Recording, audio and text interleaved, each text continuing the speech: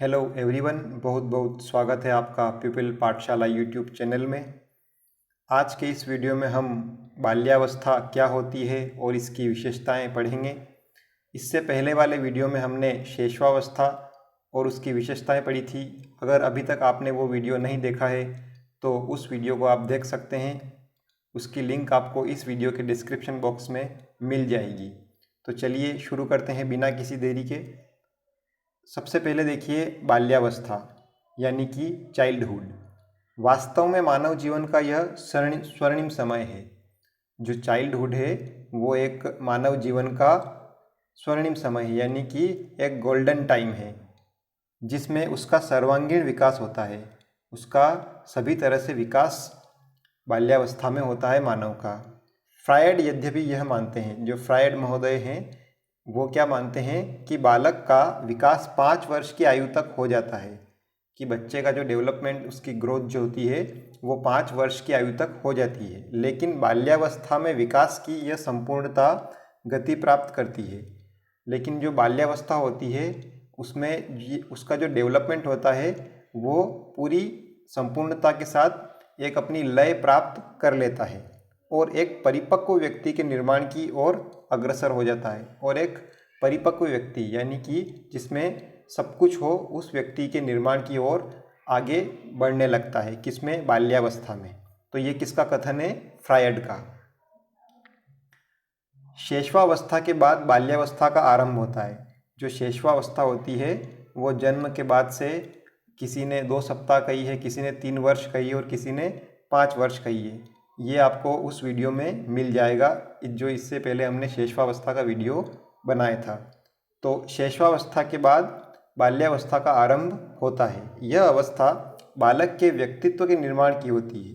जो बाल्यावस्था होती है वो बालक के व्यक्तित्व यानी कि जो बच्चे का जो पर्सनैलिटी डेवलपमेंट है उसके निर्माण की यह अवस्था, यह स्टेज होती है।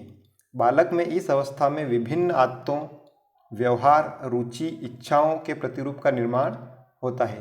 बाल्यावस्था में बालक में उसकी क्या क्या आदत होती है, क्या क्या उसके बिहेवियर होते हैं, उसकी क्या क्या हॉबीज़ होती है, रुचि होती है और उसकी क्या क्या नीड्स होती है, इच्छाएं क्या होती है, इन सभी का निर्माण होता है। अगली परिभाषा देखिए, ब्लेयर, जोन्स और सिम्पसन ने क्या कहा है? शैक्षिक दृष्टिकोण से जीवन चक्र में बाल्यावस्था से अधिक कोई महत्वपूर्ण अवस्था नहीं है। ये कहते हैं कि जो शैक्षिक दृष्टिकोण है, जो एजुकेशनल दृष्टिकोण है, जो एजुकेशनल विज़न है, उसमें बाल्यावस्था से अधिक कोई महत्वपूर्ण अवस्था नहीं है। जो शिक्षक इस अवस्था के बालकों को शिक्षा देते हैं उन्हें बालकों का, उनकी आधारभूत आवश्यकताओं का, उनकी समस्याओं एवं उनकी परिस्थितियों की पूर्ण जानकारी होनी चाहिए, जो उनके व्यवहार को रूपांतरित और परिवर्तित करती है।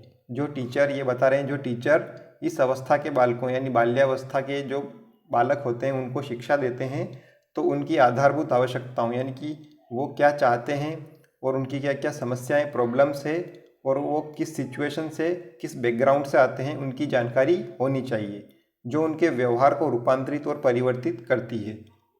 तो ये किसकी परिभाषा है? ब्लेयर, जोन्स और सिम्पसन की। इसी परिभाषा को इंग्लिश में देखिए आप। No period during the life cycle is more important than childhood. From an educational point of view, teachers who work at this level should understand children, their fundamental needs, their problems, and the force which modify the produced behavior change. ये English में Blair, Jones और Simpson ने कहा है। अब आगे हम पढ़ेंगे बाल्यावस्था की विशेषताएं, कैरेक्टरिस्टिक्स ऑफ चाइल्डहुड।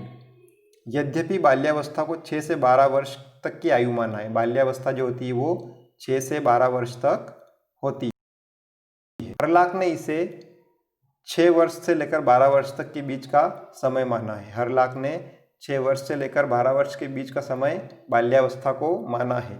इस अवस्था में ये विशेषताएं विकसित होती है। अब वो विशेषताएं हम पढ़ेंगे। जो पहली विशेषता है वो है शारीरिक व मानसिक स्थिरता यानी कि फिजिकल और मेंटल स्टेबिलिटी। 6 या 7 वर्ष की आयु के बाद बालक के शारीरिक और मानसिक विकास में स्थिरता आ जाती है। 6 या 7 वर्ष की आयु के बाद जो बच्चा होता है उसकी जो फिजिकल और जो मेंटल ग्रोथ होती है उसमें कुछ सस्टेनेबिलिटी यानी कि स्थिरता आ जाती है, स्टेबल हो जाता है वह स्थिरता उसमें शारीरिक व मानसिक शक्तियों को दृढ़ता प्रदान करती है। और जब वो स्टेबल हो जाता है तो वो उसको फिजिकल और मेंटल रूप से मोर पावरफुल और उसको शक्तियाँ प्रदान करती है। फलस्वरूप उसका मस्तिष्क परिपक्व सा और वह स्वयं वयस्क सा जान पड़ता है। तो इसका क्या परिणाम होता है कि जो उसका माइंड होता है वो कुछ मेच्योर लगता है और वह कुछ वयस्क सा जान पड़ता है।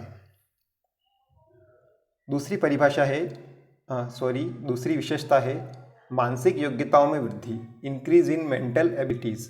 जो उसकी मेंटल एबिलिटीज़ होती है उसमें क्या इंक्रीज होता है। बाल्यावस्था में बालक की मानसिक योग्यताओं में निरंतर वृद्धि होती है। जो बाल्यावस्था होती है उसमें बच्चे की जो मेंटल एबिलिटीज़ होती है उसमें लगातार वृद्धि, उसमें लगातार ग्रोथ होती रहती है। उसकी संवेदना यानी कि उसके जो इमोशंस होते हैं और प्रत्यक्षीकरण की शक्तियों में वृद्धि होती है। और वो क्या क्या सामने कहता है, कहने वाला है, या उसके क्या विचार हैं, उसकी जो पावर्स होती है उसमें वृद्धि होती है। वह विभिन्न बातों के बारे में तर्क और विचार करने लगता है। वो बच्चा जो होता है वो अलग अलग बातों के रूप में तर्क करता है, ये कैसे हुआ, ये क्यों हुआ, ये क्या है, ये किस प्रकार होता है। तो उसके मन में बहुत सारे तर्क उत्पन्न होते हैं और वो प्रश्न ज़्यादा करता है। तो आपने देखा होगा कि जो बच्चा होता है वो बार बार ऐसे तर्कपूर्ण प्रश्न करता है, तो उसके मन में ऐसे तर्क उत्पन्न होते हैं बाल्यावस्था में। वह साधारण बातों पर अधिक देर तक अपने ध्यान को केंद्रित कर सकता है। छोटी छोटी बातों को लेकर, जिसको हम बिल्कुल, जो एक वयस्क आदमी होता है वो कुछ भी नहीं समझता उन बातों को, जो बच्चा होता है उसमें अपना ध्यान केंद्रित करता है और बार बार उसके लिए प्रश्न पूछता रहता है। उसमें अपने पूर्व अनुभवों को स्मरण रखने की योग्यता उत्पन्न हो जाती है। और जैसे हम उसको बोलते हैं कि ये चीज़ है, तो वो बाद में हमको बताता है कि आपने ऐसा कहा था कि ये चीज़ है। तो जो भी उसके जो पहले के अनुभव हैं उस चीज़ के बारे में उसको वो स्मरण रखने की योग्यता पा लेता है। तीसरी जो विशेषता है वो है वास्तविक जगत से संबंध, रिलेशनशिप विथ रियल वर्ल्ड। इस अवस्था में बालक शैशवावस्था के काल्पनिक जगत का परित्याग करके वास्तविक जगत में प्रवेश करता है। जो बच्चा होता है वो जो इन्फेंसी पीरियड होता है उसका शैशवावस्था, उसमें वो एक इमेजिनेशन वर्ल्ड में रहता है, काल्पनिक जगत में रहता है। तो उसको छोड़कर वो बाल्यावस्था में जो रियल वर्ल्ड होता है, वास्तविक जगत होता है, उसमें प्रवेश करता है। वह उसकी प्रत्येक वस्तु से आकर्षित होकर उसका ज्ञान प्राप्त करना चाहता है। जो भी उसे नई नई चीज़ें दिखती है उस पर वह अट्रैक्ट होता है और वो उसका नॉलेज जो है वो प्राप्त करना चाहता है। अगली विशेषता है सामाजिक गुणों का विकास। बाल्यावस्था में डेवलपमेंट ऑफ सोशल क्वालिटीज़, बच्चे में सोशल क्वालिटीज़ का डेवलपमेंट होता है। बालक विद्यालय के छात्रों और अपने समूह के सदस्यों के साथ पर्याप्त समय व्यतीत करता है। जो बच्चा होता है वह अपने क्लासरूम में, स्कूल में छात्रों और अपने समूह के सदस्यों के साथ, स्टूडेंट्स और उसके जो दोस्त होते हैं, उसका जो ग्रुप होता है, उनके साथ वो पूरा समय व्यतीत करता है, पूरे दिन अपने दोस्तों के साथ लगा रहता है। अतः उसमें अनेक सामाजिक गुणों का विकास होता है, जैसे सहयोग, सद्भावना, सहनशीलता, आज्ञाकारिता। जब वह अपने दोस्तों के साथ, अपने ग्रुप के साथ रहेगा तो वो सहयोग करेगा उनकी सद्भावना, उनको इमोशनली जुड़ जाएगा उनसे, और वो कुछ लड़ेंगे झगड़ेंगे तो वो सहनशीलता सीख जाएगा, आज्ञाकारिता, किसी बड़े की आज्ञा मानना सीख जाएगा। तो ये सब गुण का विकास उसमें बाल्यावस्था में होता है। अगली जो विशेषता है वो है रचनात्मक कार्यों में आनंद, प्लेजर इन क्रिएटिव एक्टिविटीज़। बालक को रचनात्मक कार्यों में विशेष आनंद आता है। जब वो कुछ नई नई चीज़ें करने के लिए सीखता है बाल्यावस्था में तो उसको अच्छा आनंद आता है। वह साधारणतः घर से बाहर किसी प्रकार का कार्य करना चाहता है। और जो बच्चा होता है वह घर से बाहर किसी प्रकार का कार्य करना चाहता है, जैसे बगीचे में काम करना, औजारों से लकड़ी की वस्तुएं बनाना।